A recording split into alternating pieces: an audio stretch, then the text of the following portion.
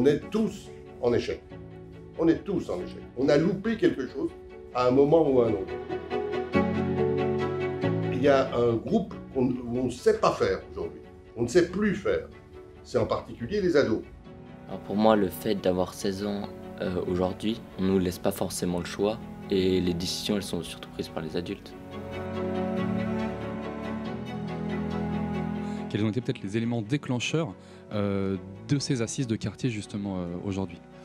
Pour la première fois à Annemasse, il y a eu ce qu'on peut appeler des émeutes urbaines, ou du moins quelques violences qui ont abouti notamment à l'incendie d'un centre, d'une maison de quartier, l'espace Nelson Mandela, et on a tous été choqués. Si c'est passé cela, posons-nous des questions et essayons de trouver les bonnes réponses.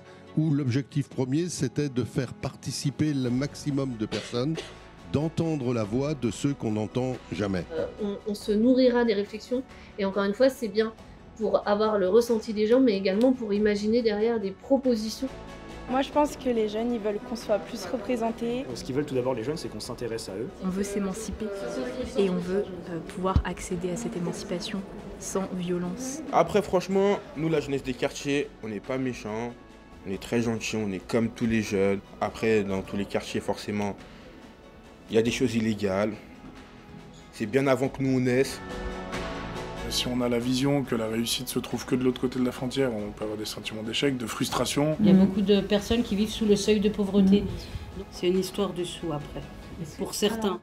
Toujours en direct sur Radio Mani, on a un document aussi là qui est très intéressant, qui est l'appel des quartiers annemassiens, d'accord, les jeunes ambitieux, donnez-nous les moyens de nos espoirs. Est-ce que cette lettre, peut-être qu'on peut en lire un extrait? Le Perrier et Romagny sont des quartiers populaires intégrés à la ville, où il fait bon vivre.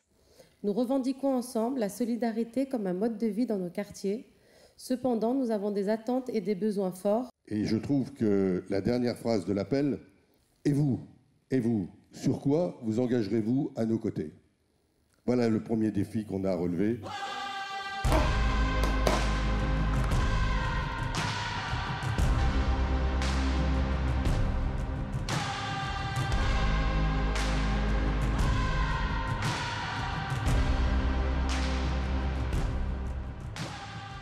On n'a pas envie de se sentir enfermé, mais en même temps, on a envie de sentir qu'on a des piliers, qu'on peut se reposer sur des personnes justement compétentes. Et, je pense vraiment que c'était l'approche, la bonne approche à avoir avec les personnes, aussi de venir un peu les chercher, venir à elles. Et là, c'était très direct et je pense que d'être allé sur le terrain, ça va un peu réconcilier les choses aussi avec, on va dire, le côté politique de la chose.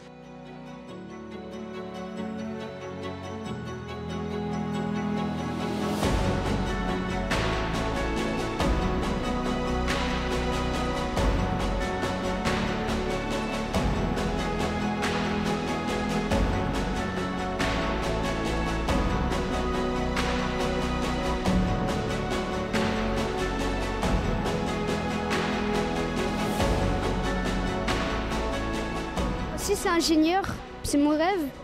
Et si j'y arrive pas, j'essaierai d'autres métiers. Et si j'arrive à aucun métier, je ferai de la boxe.